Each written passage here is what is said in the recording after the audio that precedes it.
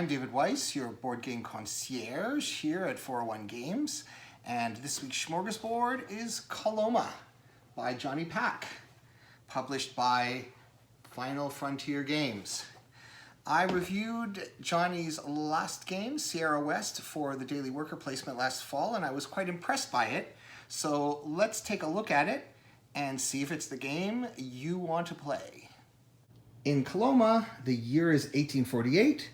The place is northeastern California, and you and up to 5 others are folks who have come out to the godforsaken area around Sutter's Mill because of reports that someone found gold, and you want your slice of the gold rush pie. Over 3 game years, each consisting of 5 rounds, you and your opponents will secretly select actions with the secret selection action wheel to enable you to survey land and build bridges that will give you endgame VPs, travel around the area to mine gold,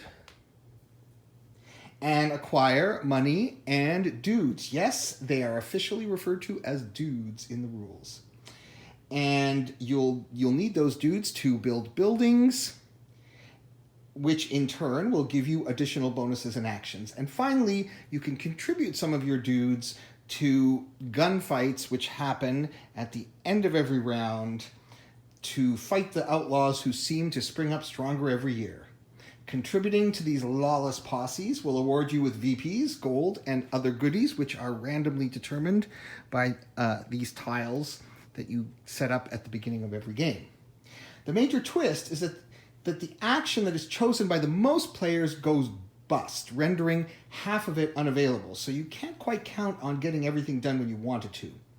The minor twist is this doohickey here that you use to mark the passage of time and what action is happening, so it actually covers up one action every round, making it unavailable, and replacing it with a Barker action, which is useful for trading stuff in for cards and horses. And the doohickey is magnetized, which is something I've never seen in a tabletop game and is completely unnecessary, but totally cool. At the end of 5 rounds, but before the end of the turn, there's the gunfight at Meeple Corral, and players check to see whether the men in black, the bad guys, are outnumbered or not. If they are, yay! If not, boo. Then a new vein of gold is discovered, replenishing the gold in the reserves, and the calendar ticks forward to a new year, bringing new opportunities and more bad guys. So, all in all, there's tons of interesting decisions in Coloma, starting with what action to take every round, to when to cash in your gold, to where to spend your dudes on buildings or gunfights or land surveys. And also whether to use your tents to give you in-game bonuses or settle the frontier. Actually, settling the frontier is kind of euphemistic for pushing the local indigenous peoples off their land onto reserves, which is actually what happened after the gold rush. The combined effect is a tight, tense, and engaging game with almost no downtime. It scales extremely well for any player count, including 2-player and solo. The rules are solid, very few ambiguities, a little haphazardly organized, but the graphic design and iconography are clean and easy to understand.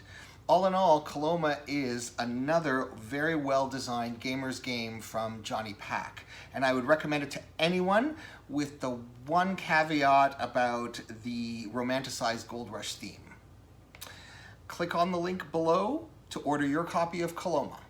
This is David Weiss from 401 Games, your 401 Games concierge, saying thanks for watching, and ciao.